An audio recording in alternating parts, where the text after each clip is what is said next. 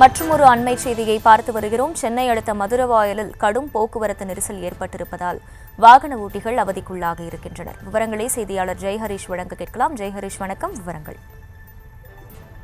வணக்கம் அகிலா. மதுரவாயல் பூந்தமல்லி நெடுஞ்சாலை கடும் போக்குவரத்து நெரிசலானது ஏற்பட்டுள்ளது. குறிப்பாக திருவேற்காடு வேலப்பஞ்சாவடி முதல் மாநகரம் மதுரவாயிலேயே கடும் போக்குவரத்து நெரிசல் ஏற்பட்டது. இதில் ஏராளமான வாகனங்கள் சிக்கி தவித்து வருகின்றன. பூந்தமல்லியில் இருந்து மதுரவாயல் வரை செல்லும் வழியில வானகரம் அருகே கடும் நெரிசல் வாகன ஓட்டிகள் கடும் அவதி அடைந்து உள்ளனர்.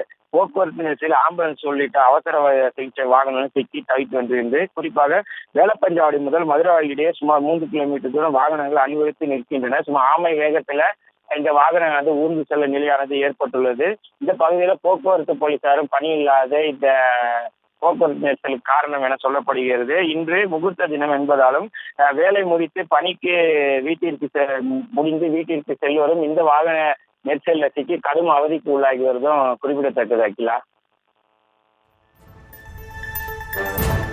விவரங்களுக்கு நன்றி ஜெய்ஹரிஷ். செய்திகளை உடனுக்குடனும் துல்லியமாகவும் தெரிந்து கொள்ள சப்ஸ்கிரைப் பண்ணுங்க.